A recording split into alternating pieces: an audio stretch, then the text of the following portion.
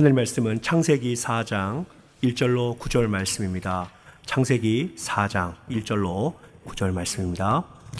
아담이 그의 아내 하와와 동침하매 하와가 임신하여 가인을 낳고 이르되 내가 여호와로 말미암아 등남하였다 하니라. 그가 또 가인의 아우 아벨을 낳았는데 아벨은 양치는 자였고 가인은 농사하는 자였더라. 세월이 지난 후에 가인은 땅의 소산으로 제물을 삼아 여호와께 드렸고 아벨은 자기도 양의 첫 새끼와 그 기름으로 드렸더니 여호와께서 아벨과 그의 제물은 받으셨으나 가인과 그의 제물은 받지 아니하신지라. 가인이 몹시 분하여 안색이 변하니 여호와께서 가인에게 이르시되 내가 분하여 함은 어찌 됨이며 안색이 변함은 어찌 됨이냐. 내가 선을 행하면 어찌 낯을 들지 못하겠느냐. 선을 행하지 아니하면 죄가 문에 엎드려 있느니라. 죄가 너를 원하나 너는 죄를 다스릴지니라. 가인이 그의 아우 아벨에게 말하고 그들이 들에 있을 때에 가인이 그의 아우 아벨을 쳐 죽이니라. 여호와께서 가인에게 이르시되 내 아우 아벨이 어디 있느냐. 그가 이르되 내가 알지 못하나이다. 내가 내 아우를 지키는 자니까. 아멘. 옛날 어느 주인이 자기의 종을 불러서 내일 아침 일찍 윗 마을에 다녀와야겠다라고 하니까 이튿날 아침 일찍 주인이 일어나 보니까 그 종이 없었습니다. 아무리 찾아봐도 없었는데 나중에 나타났기에 너 어디 있다 왔느냐라고 물었더니까 저 윗마을로 갔다 왔습니다라고 했습니다. 주인이 이해가 되지 않아서 도대체 무엇을 위하여 갔다 왔는가, 심부름 내용도 모르고 주인으로부터 아무런 메시지를 받지도 않고 그저 갔다 와야겠다는 말만 듣고 그저 갔다 왔습니다. 이 사람은 형식적으로는 주인에게 순종했습니다. 그러나 내용은 아무것도 없었습니다. 오히려 시간과 에너지만 낭비했습니다. 이것은 오늘날 현대인의 삶의 모습도 비슷한 점이 참으로 많습니다. 현대인들이 공부도 많이 했고 상식도 많이 있고 이것저것 경험도 많이 했습니다. 외형적으로 보면은 그만하면은 상당히 엘리트처럼 느껴질 수도 있습니다. 그러나 알맹이가 없고 삶의 목적도 없고 의미도 없고 보람도 없습니다. 왜 내가 이 일을 이렇게 열심히 하는가? 의미 상실 가운데 살고 있습니다. 이것이 오늘의 현실이라고 할 수가 있는데요. 사람들이 행복을 추구하지만은 행복이 뭔가? 어떤 사람들은 행복이란 것은 별것 아니라 마음먹기에 달려있다라고 이야기합니다. 이 말은 결국 행복이란 것은 주관적이란 것은 의미인데요. 그런데 실제로 배가 몹시 고픈 사람이 행복은 마음먹기에 달려있다면서 나는 항상 배가 부르다고 그 생각을 한다고 해서 저절로 배가 불러지는 것은 아닙니다. 역시 행복에는 객관적인 요인들이 많이 있습니다. 한편 또 객관적인 여건이 다 잘 갖춰졌다 할지라도 과연 당신이 행복한가 하면 또 항상 그것도 아닙니다. 여기에 행복을 추구하는 사람에게 고민이 있습니다. 오래전 한국의 현대 정주영 회장이 사랑하는 큰아들 장남이 죽고 또 얼마 있지 않아서 맏며느리도 죽고 난 후에 너무너무 가슴 아파하는 이야기가 신문에 났습니다. 분명한 것은 행복은 돈과 상관이 없구나. 자기에게 천문학적 많은 돈이 있지만은 너무나도 슬프고 불행하다는 말입니다. 제가 우리 교회 첫 예배 때 우리 교회 앞날에 대한 비전에 대해서 이야기하면서 City on a Hill이라는 말을 했습니다. 앞으로도 종종 이야기할 예정입니다. 산 위에 있는 동네. 일반적으로 청교도 퓨리탄이라 하면 두 종류가 있습니다. 먼저는 이 분리주의자들, 세프러티스트가 있었고 이 사람들은 1620년도 메이플라워를 타고 플리머스에 정착한 사람들이고 그 다음에는 non-separatist, 비분리주의자들이 있습니다. 비분리주의자는 신앙의 박해를 피해서 영국에서 미국으로 피신하고 도망한 사람들이 아닙니다.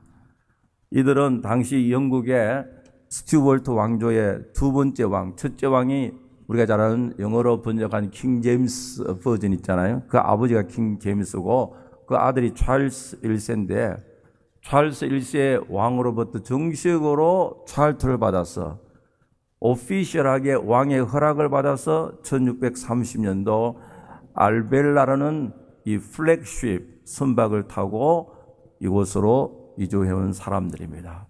이때 지도자가 바로 존 윈스롭인데요. 이분을 중심으로 해서 그 당시에 매사추세트 베이 칼런이라는 하나의 오늘날 말하면은 국가 비슷하지 한 사회를 씌웠습니다. 존 윈스롭의 저널에 보면은 이분의 일기를 보면은 이들이 영국에서 출발하여 많은 고생 끝에 이제 이곳에 도착하여 배에서 육지에 내리기 전에 갑판에 다 모여 하나님 앞에 예배하고 기도하고 설교한 내용이 존 윈스롭 이 저널에 나오는데요. 거기 보면 이런 말이 있습니다. 하나님 왜 우리를 이곳에 보내셨습니까? 왜 우리가 여기에 왔습니까? To worship Him freely. 누구에게도 제재를 받지 않고 마음껏 하나님 앞에 예배하고 to build city on a hill. 하나님께서 기뻐하시는 아름다운 사회를 건설하기 위하여 이곳에 왔습니다. 여러분 미국의 역사를 보면 분리주의자들은 자기들이 살다가 100년 후에 역사상 사라졌고 사회에 전혀 영향력을 끼치지 못했습니다. 그러나 미국 사상을 형성한 중요한 이 퓨리타니즘, 청교도 사상은 바로 이 비분리주의자들, 이 non-separatist들입니다. 이들 마음속에는 자기들은 영국을 떠났다고 생각하지 않았습니다. 미국으로 피난 온 사람들이 아닙니다. 저들은 매사추세츠에 살면서 We are a part of England. 이곳은 영국의 한 부분으로 생각했고 나중에 영국의 세금까지 바쳤습니다. 이들은 조상대대로 살아왔던 영국의 안정된 삶과 물질과 사회의 명예를 미련 없이 버리고 죽을 고생을 다하여 이곳 대서양을 건너서 이곳 미국까지 온 목적이 아메리칸 드림을 성취하기 위함이 아닙니다. 아이들의 교육을 위해서 온 것도 아니고요. 미래의 안정된 삶을 위해서 돈 벌러 온 것이 아니라 오히려 정반대입니다. 하나님을 올바로 섬기기 위하여 바른 신앙을 위하여 세상의 모든 것을 자원해서 다 포기하고 인간적으로 큰 손해본 사람들입니다. 저들이 이곳에 온 이유는 한 가지입니다. City on a hill, 언덕 위에 세워진 아름다운 교회와 사회를 건설하여서 온 세상 사람들에게 빛과 소금으로 비춰주기 위함입니다. 저들이 영국에서 아무리 바로 신앙생활하고 바른 교회를 세우려고 해도 안 됩니다. 왜냐니까 지금도 그렇지만 옛날에 그 당시에 16세기, 17세기에 영국 교회의 헤더, 영국 교회의 최고 지도자는 왕이기 때문에요. 왕의 마음이 바뀌어지면은 수많은 성도들이 어려움을 당했습니다. 지금까지 쌓아왔던 종교개혁이 하루아침에 물거품이 되었습니다. 나라와 교회의 주인이 왕이기 때문에 어떻게 할 수가 없고 능력의 한계를 느꼈습니다. 그래서 이곳에 와서 하나님 기뻐하시는, 하나님 보실 때 아름다운, 하나님께 영광이 되는, 하나님의 말씀에 의해서 지배를 받는 그런 도시를 세우자, 사회를 세워서 하나님께 영광을 돌리고 많은 사람들에게 바로 여기를 보라. 이곳이 바로 하나님이 기뻐하는 나라와 교회가 있다. 바로 City on a Hill입니다. 이들의 비전 속에서 분명히 알 수가 있는 것은 세상의 행복이 물질이나 사회적 성취나 세상의 성공에 있음이 아니란 것을 저들은 확신했습니다. 오히려 그것을 포기함으로 더 높은 보람과 의미와 복된 삶을 추구하려고 했습니다. 여러분, 오늘 이 본문 말씀은 겉으로 보면은 가인과 아벨의 제사 지내는 내용이 나오고 있습니다. 그러나 이 말씀을 우리가 좀 더 깊이 묵상하면 단순한 제사와 예배의 문제가 아닙니다. 이것은 인간의 행복과 불행의 원인에 대해서 말하고 있습니다. 오늘 우리 본문을 통하여 불행의 원인이 무엇인지를 알면은 그 반대로 참으로 복되고 행복한 삶의 모습이 어떤지를 알 수가 있습니다. 우리가 첫째로 생각할 것은 불행을 극복하고 복된 삶을 살기 위해서는 나의 문제에 대해서 하나님 앞에서 고민할 줄 알아야 됩니다. 여러분, 재난이나 질병은 사람에게만 일어나는 것이 아니잖아요. 동물도 지진이나 홍수와 같은 재난을 겪고 질병도 걸리기도 합니다. 그러나 똑같은 재난과 질병이라 해도 그 의미에서 큰 차이가 있습니다. 사람은 고민할 줄 알고요. 동물은 고민할 줄을 모릅니다. 사람은 갈등과 어려움과 고난과 환난 속에서도 오히려 그 의미를 깨달을 때 더욱 기뻐할 수가 있고 더욱 하나님께 감사할 수가 있습니다. 의미가 있다면 그 고난을 얼마든지 그더니 이겨낼 힘이 우리의 속 사람 속에서 창출되는 것을 알 수가 있습니다. 그뿐만 아니라 고민한다고 해서 다 같은 사람이 아닙니다. 어떤 고민을 하느냐, 어디까지 고민을 하느냐, 그 고민의 한계와 그 고민의 내용에 따라서 그 사람의 품성과 인격과 사람의 됨됨이를 알 수가 있습니다. 우리 예수님께서 이런 말씀하셨습니다. 그러므로 염려하여 이르기를 무엇을 먹을까, 무엇을 마실까, 무엇을 입을까 염려하지 말라. 이는 이방인들이 구하는 것이다. 그러면서 너희는 먼저 하나님 나라와 하나님의 의를 구하라. 그리하면 이 모든 것을 너희에게 다해 주시라 하시는데요. 이 말씀은 예수님께서 하시는 이 말씀의 의미는 적어도 크리스찬이라면은, 하나님의 백성이라면은 하나님 나라와 하나님의 의를 위하여 고민할 줄 알아야 된다고 말하고 있습니다. 오늘 이 본문을 보면 에덴 동쪽에서 큰 사건이 발생했습니다. 살인 사건입니다. 인간이 에덴 동산에서 쫓겨난 후에 제일 먼저 한 일이 바로 살인 사건입니다. 그것도 형이 동생을 죽였습니다. 여러분, 요즘 이런 이야기를 종종 하잖아요. 사회에 무슨 큰일이 생기면, 끔찍한 일이 생기면 너무나도 살기가 어려워지고 살벌하다, 끔찍한 범죄가 늘어난다고 이야기하지만은, 그러나 인류의 역사는 처음부터 그렇게 시작이 되었습니다. 이제 와서 새삼스럽게 놀랄 일도 아닙니다. 인간이 에덴의 동쪽에서 일어난 살인 사건, 여기에서부터 인간의 불행이 시작되었고 인류의 역사가 시작되었습니다. 이것은 인류 불행의 축소판이요, 인간 불행의 대표적인 사건이라고 할 수가 있습니다. 여러분, 인간의 고민 가운데서 사망에 이르는 고민도 있고 생명에 이르는 고민도 있습니다. 고민하다가 나도 죽고 다른 사람도 죽이고 사회 모두 망하게 하는 고민도 있고요. 그 반대로 생명에 이르는 고민도 있습니다. 고린도후서 7장 10절에 보니까 하나님의 뜻대로 하는 근심이다. 하나님의 뜻대로 하는 근심은 우리로 하여금 생명으로 인도한다고 했습니다. 이것은 하나님의 나라와 하나님의 의를 위하여 고민하는 일입니다. 여러분, 오늘 본문에 나오는 가인은 먹는 것, 입는 것, 사는 문제에 대해서 고민하는 경제적 문제, 이런 종류의 고민이 아닙니다. 가인의 고민은 상당히 지성적이고 실존적인 고민을 하고 있습니다. 먼저 먹는 문제, 아니면 내가 엔조이하는 문제, 이런 문제를 가지고 고민한 것이 아닙니다. 상당히 그 실존적이고 지성적인 고민을 하고 있습니다.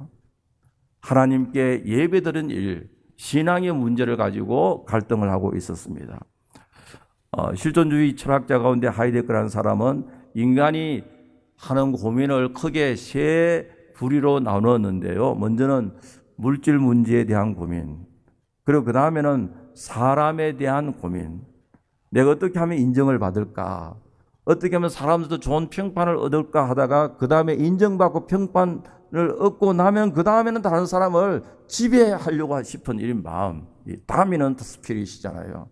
처음에는 내가 좀 인기를 얻고 내가 존경받고 싶다라는 마음으로 시작했는데 나중에는 여러 가지 이제 존경도 생기고 인기를 얻게 되고 평판을 명예를 얻게 되면 그 다음에는 다른 사람을 지배해 버리려고 하는 이런 아주 못된 품성들이 우리 인간들에게 있습니다. 그 다음에는 자기 자신에 관한 고민입니다. 이렇게 고민을 세 가지로 분류하면서 하이데거는 이런 결론을 내는데요. 물질에 대한 고민은 성공하는 사람이 간혹 있다.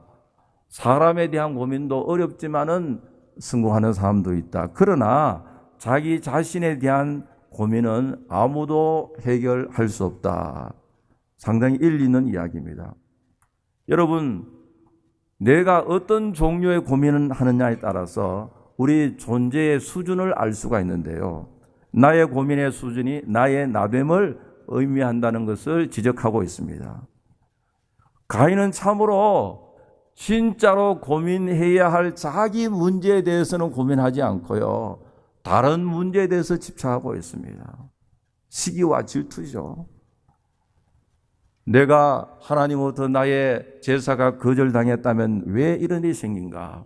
남을 원망하지 말고 자기 자신의 문제를 하나님 앞에 드러내놓고 심각하게 고민한다면 참으로 하나님의 크신 축복 속에 살아나갈 수 있음이 틀림없습니다. 여러분 항상 자기 문제를 하나님 앞에 내어놓고 고민할 줄 아는 사람이 복된 삶을 살 수 있음을 믿으시기 바랍니다. 두 번째로 불행을 극복하고 복된 삶을 살기 위해서는 죄를 두려워하고 죄를 극복해야 됩니다. 하나님께서 가인에게 이런 이야기합니다.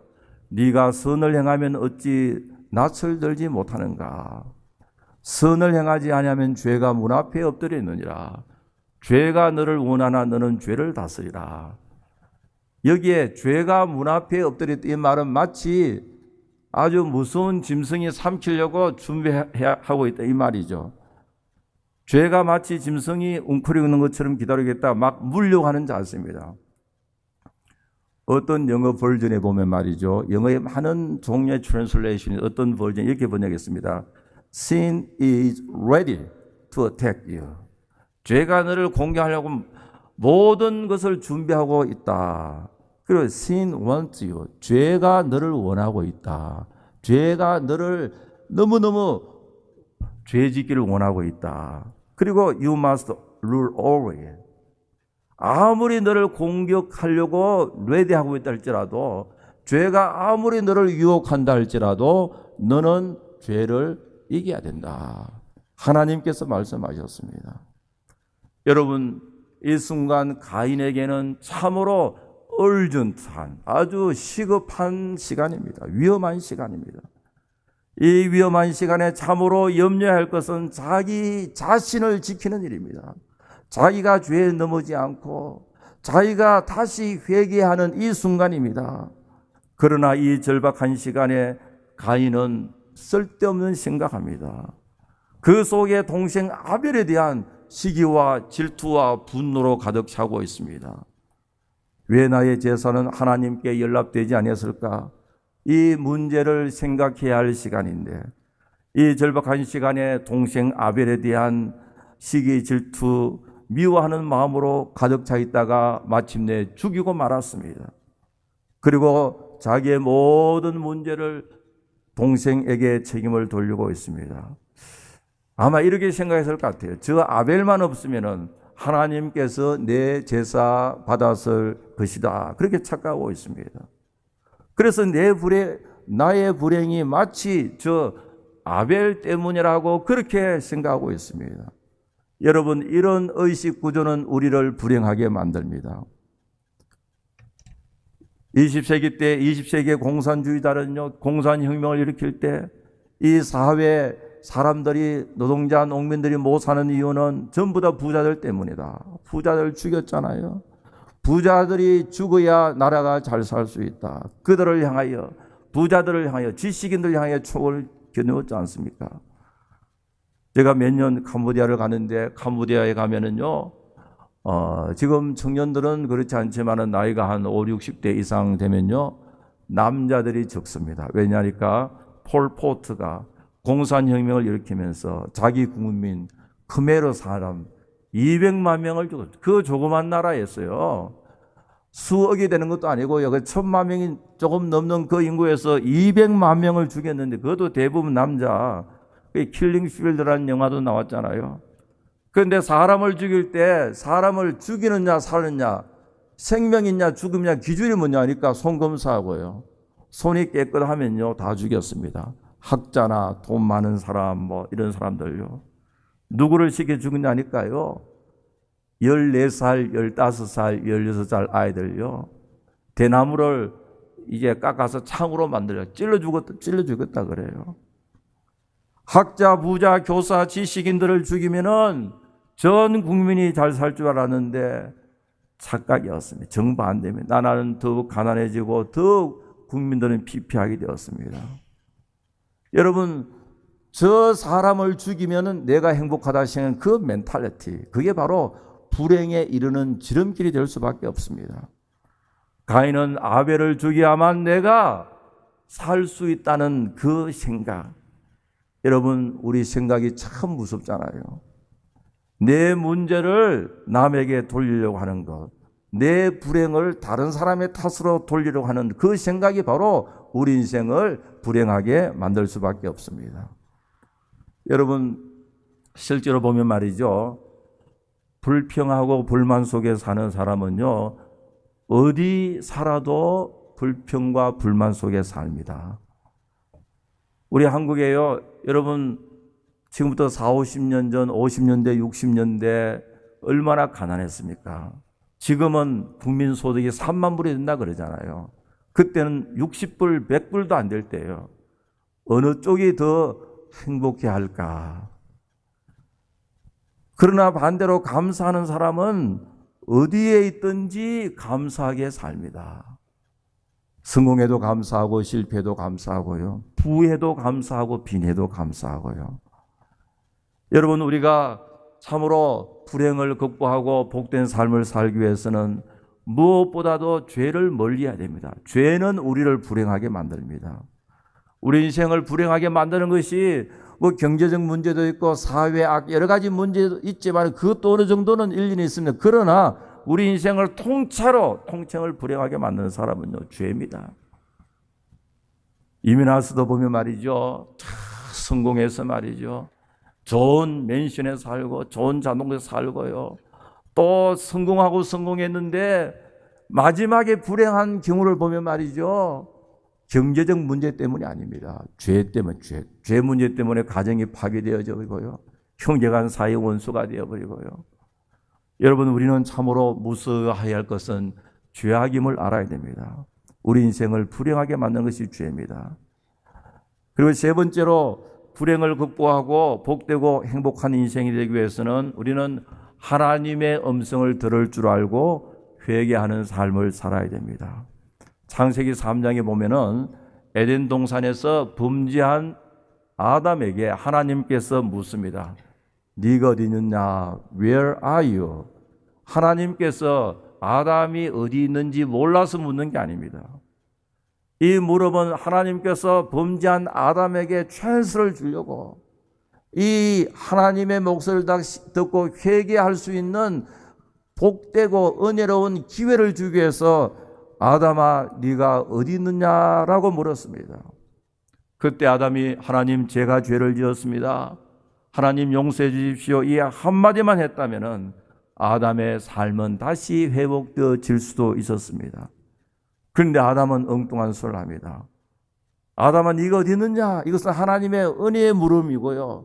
다시 찬스를 주기 위해서 하나님께서 아담을 사랑해서 그렇게 부르는데 회개에 대한 촉구의 메시지인데요. 아담이 하는 이야기가요, 하나님이 주셔서 나와 함께 하게 하신 여자, 그가 그 나무 실과를 내게 주므로 내가 먹었나이다. 이 말씀만 보면요, 남자들은 참 치사합니다. 그죠? 하나님 제가 먹었으면 하면 되는데요, 말이 복잡합니다. 하나님이 내게 주셔서 나와 함께하게 하신 여자, 그 여자가 내게 실과를 주므로 그 다음에 무슨 말입니까? 내가 묵은나이다. 앞에 거 다 빼버리고 하나님 제가 먹었습니다 하면은 very simple, 희망이 있습니다. 하나님 용서해 주십시오. 그러면 될 텐데 복잡합니다요. 하나님이 주셔서 나와 함께 하신 여자, 그 여자가 내가 실과를 주었기 때문에 내가 먹었습니다. 여러분 요즘도 보면 말이죠, 말이 복잡한 사람은 뭔가 이렇게 좀 문제가 있는 경우가 많이 있잖아요. 하나님의 말씀은 굉장히 직선적으로 들어야 되면 다이렉트하게 오거든요, 우리에게요. 복잡하지 않습니다. 아담아, 네가 어디 있느냐? 얼마나 간단합니까? 이해하기 쉽으면 난해한 말이 아닙니다. 그러나 아담은 굉장히 난해하게 대답하고 있습니다. 왜냐니까 죄가 아담으로 하여금 회개하지 못하게 하고요, 죄를 인정하지 아니하려고 하고요, 그 다음에는 자기의 죄를 자기 와이프에게 전가시키려고 하기 때문에, 그러니까 복잡할 수밖에 없죠. 오늘 본문에도 보니까 하나님께서 가인에게 묻고 있습니다. 네가 왜 그렇게 분하여 하고 너의 얼굴의 안색이 변하면 어쩌면요. 여러분, 이 창세기 4장에도요, 가인이 화가 나니까 얼굴의 안색이 싹 변하거든요. 이게 하나님 보실 때 가인에게 무슨, 네가 왜 그렇게 화를 내느냐? 이 말은 화낼 사람은 따로 있지 않는가? 왜 네가 화를 내는가? 실제로 억울한 사람은 네 동생 아벨이지 않냐? 너는 화낼 이유가 전혀 없지 않나? 문제가 너에게 있는데 왜 네가 화를 내느냐? 여러분, 가인이나 지금도 보면요, 가정에서나 사회에서나 보면은 화 먼저 내는 사람이 뭡니까? 문제 있는 사람 많습니다. 절대로 화 먼저 내지 마세요. 자기의 어떤 문제를 이렇게 가리려고 하기 때문에 화낸단 말이죠. 가인이 그 스타일이잖아요. 그래서 따져보면은 형이 동생을 보호해 줘야 할 사람이잖아요. 가인이 아벨을 보호해 줘야 할 사람인데 오히려 자기가 화를 내고 있습니다. 화를 내고 분노를 터뜨리고 마침내 동생 아벨을 죽이고 말입니다. 죄는 우리를 엘리베이터 시킵니다. 점점 죄의 질이 성장하게 된단 말이죠. 화를 냈다가요, 분노를 터뜨리고 얼굴색이 변하고 마침내 동생을 죽이고 맙니다. 이게 인간의 타락성에 그대로 성경은 엑스포저, 그대로 우리에게 드러내고 있습니다. 이게 바로 타락한 인생의 모습이다. 이런 말이 있습니다. Multiple Personality Disorder, 다중인격 장애란 말. 우리가 잘 알고 있는 소설 가운데 지킬 앤 하이드에 보면은 선한 자아를 가진 지킬과 악한 자아를 가진 하이드가 충돌을 통한 한 인간의 고뇌, 내 속에서 두 가지가 충돌하고 있단 말이죠. 로마서 7장에도 보니까 사도 바울이 자기 자신 속에 있는 두 법이 서로 충돌함을 고백하고 있는데요. 그런데 어느 정신과 의사가 낸 책을 보니까요, Multiple Personality Disorder에 관한 리서치를 많이 한 사람을 보니까 어떤 사람은 인격을 몇 개가 있는지 알아요? 7개 내지 9개 인격이 있다 그래요. 한 사람 속에 그 사람이 전혀 다른 7개 내지 9개의 인격이 그 속에 감춰져 있다 그래요. 여러분, 아마 이 사건 속에서 생각해 보면은 아벨이 굉장히 놀랐을 거예요. 왜냐하니까 평소에 자기 형 가인이 평소에 자기에게 자상하고 친절한 형이일 수도 있습니다. 왜냐하니까 오늘 보면 8절에 보니까 가인이 아벨을 데리고 광야에 나갔거든요. 우리 나가서 좀 이야기하자. Let's talk 하면 데리고 갔거든요. 평소에 잔인하고 평소에 살인기가 있는 형 같으면 안 나갔을 수도 있습니다. 같이 따라 나갔다고요. 근데 평소에는 그렇게 아주 살인적이 아니었는데 갑자기 하나님 앞에 드린 제사가 거절당하자 모든 분노를 자기한테 갑자기 퍼부어대니까 아벨도 깜짝 놀랄 수가 있을 겁니다. 여러분, 인간은 이렇게 이해하기가 굉장히 복잡하고 어렵습니다. 인간이 이해한다는 것은 거의 불가능합니다. 사람이 아주 좋다면 어떤 부분이 좋지 다 좋은 게 아니잖아요. 어떤 분은요, 성질이 굉장히 느린데 아주 느린 사람인데요, 제가 깜짝 어떤 부분에 있으니까 얼마나 급한지 몰라요.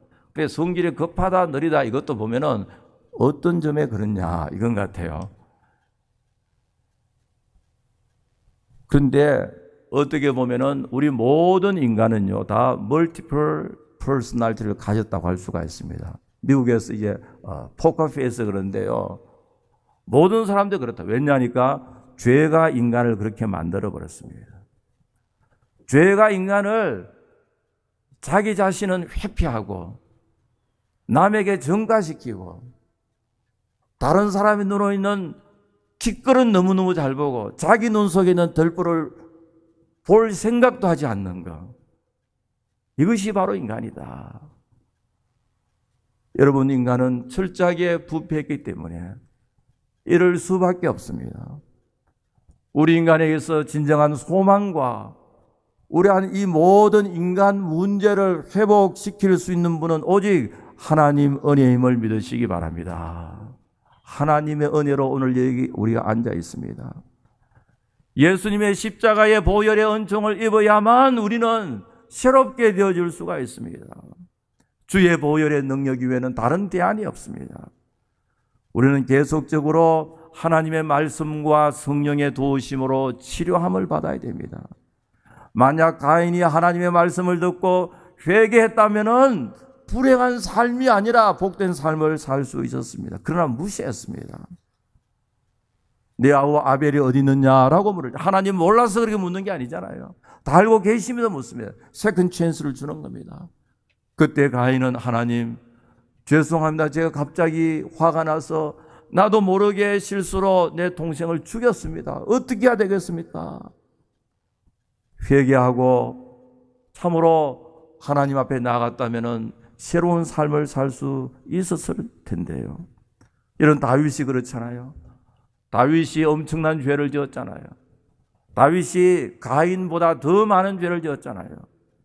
그런데 바세바와의 그 죄를 지적하는 나단 선지자를 통하여 하나님의 음성을 듣는 순간 다윗이 하는 소리가 내가 여호와께 죄를 범하였노라, 딱 한마디 합니다. 당신이 그 사람이라고 나단 선지자가 지적할 때 내가 하나님께 죄를 범했습니다. 바세바라는 이런 요염한 여인 때문이라고 그렇게 말하지 않고요, 죄를 지을 수밖에 없는 환경이 그렇게 환경에 핑계되지 않았습니다. 누구에게도 책임을 묻지 않고 딱 하는 이야기가 하나님, 제가 죄를 지었습니다. 이 회개 속에 다윗의 인생에 소망이 있고 회복이 있고 하나님의 축복이 있었습니다. 어느 보석 가게에 아름다운 보석들로 가득 차 있었는데요, 사람들이 정신없이 보석을 구경하고 있습니다. 그런데 그 중에서 아무 빛도 없고 모양도 특별하지 않는 평범한 돌 하나가 보석 사이에 놓여 있었습니다. 사람들이 매우 궁금해했습니다. 왜 저렇게 하찮은 돌이 보석 가운데 놓여 있는가? 저 평범한 돌은 왜 보석 사이에 진열해 놓았는가 질문했습니다. 가게 주인이 빙그레 웃으면서 그 돌을 손에 쥐고 잠시 있어 보십시오. 그 사람이 그 돌을 쥐고 손에 잠시 쥐고 있다가 손을 펴자 평범해 보이는, 하찮아 보이는 그 돌이 아름다운 빛을 발하고 있었습니다. 이것이 바로 오팔이라는 보석이라고 하는데요, 오팔은 따뜻한 손에 접촉만 있으면 자신의 멋진 색깔과 광채를 낸다고 합니다. 평범하고 하찮은 돌이 아름답고 찬란한 보석으로 변한다는 이야기입니다.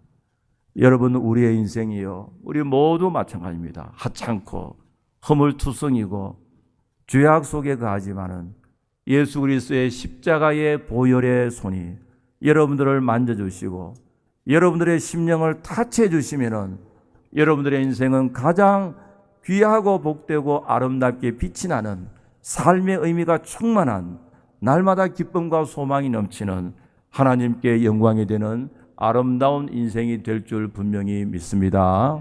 사랑하는 성도 여러분, 우리의 삶은 불행으로 향하는 것이 아니라 하나님의 은혜와 복된 삶으로 향하여 져야 됩니다. 그러기 위해서는 우리의 문제를 늘 하나님 앞에 내어놓고 하나님과 나 사이에 고민하는 것, 그리고 죄를 이기고 승리하고 나가서 하나님의 말씀을 듣고 회개하는 일에 매우 민감하게 될 때 하나님께서 여러분들에게 참으로 크신 은혜와 사랑이 넘치는 인생으로 인도해 주실 줄 분명히 믿습니다.